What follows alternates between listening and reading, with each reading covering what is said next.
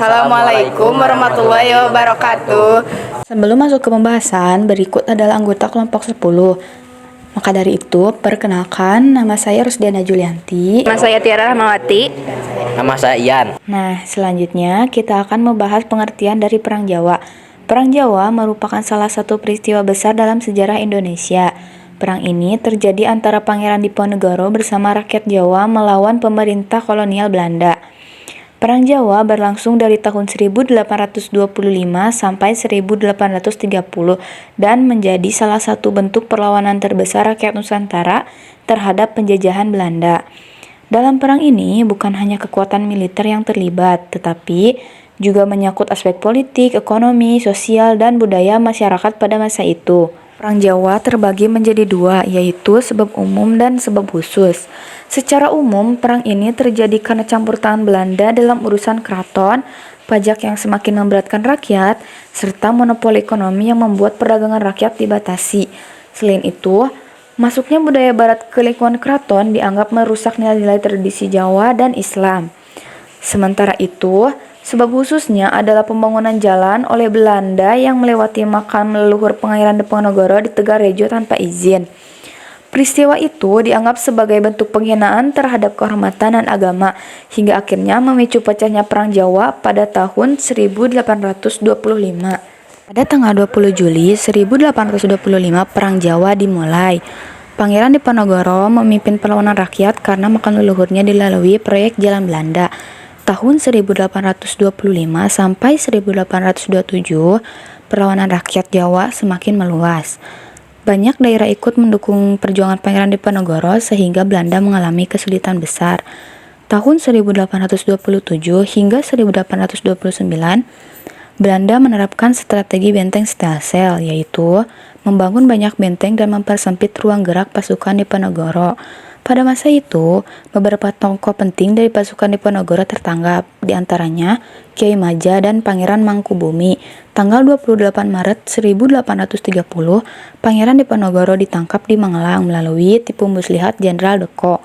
Dan akhirnya, pada tahun 1830, Perang Jawa berakhir.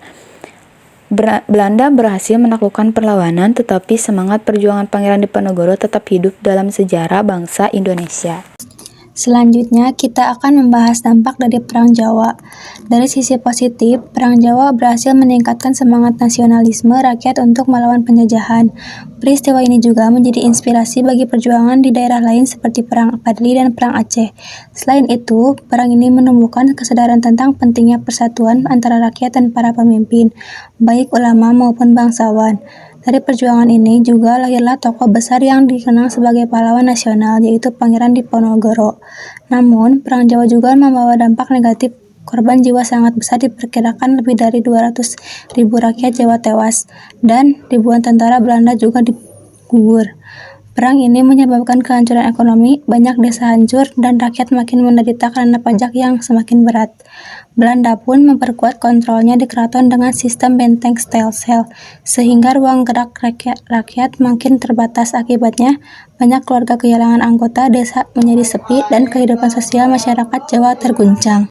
Dalam Perang Jawa, terdapat beberapa tokoh penting dari kedua pihak. Dari pihak pejuang yang utama adalah Pangeran Diponegoro, pemimpin karismatik yang menjadi simbol perlawanan rakyat Jawa. Ia didukung oleh Kiai Maja, tokoh agama yang memberi dukungan spiritual, dan Sentot Ali Basyah Prawirodirjo, panglima perang muda dengan strategi gerilyanya. Selain itu, ada juga Pangeran Mangkubumi atau Diponegoro Muda yang ikut memperkuat perjuangan dari kalangan keraton. Sementara dari pihak Belanda, tokoh utamanya adalah Letnan Jenderal Hendrik Marcus de Kock. Panglima tertinggi yang memimpin penumpasan Perang Jawa adalah strategi benteng Stelsel. Ada juga Hendrik Smissaert, Presiden Yogyakarta, yang tindaknya memicu pecahnya perang. Mereka semua berperan besar dalam jalannya Perang Jawa. baik dari pihak pejuang maupun penjajah. Selanjutnya, kekalahan Pangeran Diponegoro membuat Belanda menerapkan sistem tanam paksa atau kultur stelsel. Sistem ini sangat memberatkan rakyat dan meninggalkan dampak besar bagi perekonomian Indonesia di masa berikutnya. Dari sisi militer, Belanda membangun benteng-benteng serta mempercepat pembangunan jalan dan rel kereta, yang kemudian menjadi awal munculnya sistem transportasi modern di Jawa. Selain itu, berbagai monumen dan museum didirikan untuk mengenang perjuangan Pangeran Diponegoro, menjadi pengingat sekaligus sarana edukasi tentang nilai-nilai sejarah dan semangat kepahlawanan bangsa. Perang Jawa juga memberikan pengaruh besar secara non-fisik. Perang ini membangkitkan semangat nasionalisme dan menjadi simbol perlawanan terhadap penjajahan.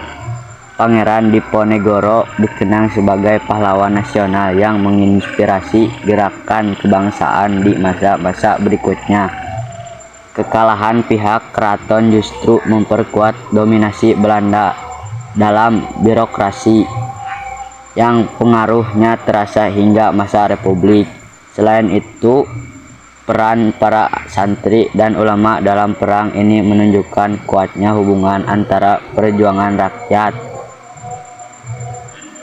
dengan nilai-nilai Islam, yang kemudian berperan penting dalam perkembangan politik dan budaya Indonesia. Manfaat Perang Diponegoro menjadi simbol perlawanan rakyat ketidakadilan dan penjajahan. Dari perjuangan ini, kita belajar arti keberanian, keteguhan prinsip, dan semangat untuk membela kebenaran. Nilai-nilai itu tetap relevan hingga kini, mengajarkan kita untuk mencintai tanah air, berintegritas, dan pantang menyerah menghadapi tantangan. Semangat berjuang Diponegoro harus terus hidup dalam diri kita, dengan berkontribusi ternyata bagi bangsa, melawan kebodohan, kemiskinan, dan korupsi demi Indonesia yang lebih baik. Nah, jadi kesimpulannya, Perang Diponegoro adalah bentuk perlawanan besar rakyat Indonesia terhadap penjajahan Belanda yang dipimpin oleh Pangeran Diponegoro. Perang ini lahir karena ketidakadilan sosial, politik, dan ekonomi yang menindas rakyat. Meskipun berakhir dengan kekalahan secara militer, semangat perjuangan dan keberanian rakyat tidak pernah padam. Perang ini menjadi simbol nasionalisme dan tekad bangsa Indonesia untuk menentang segala bentuk penindasan.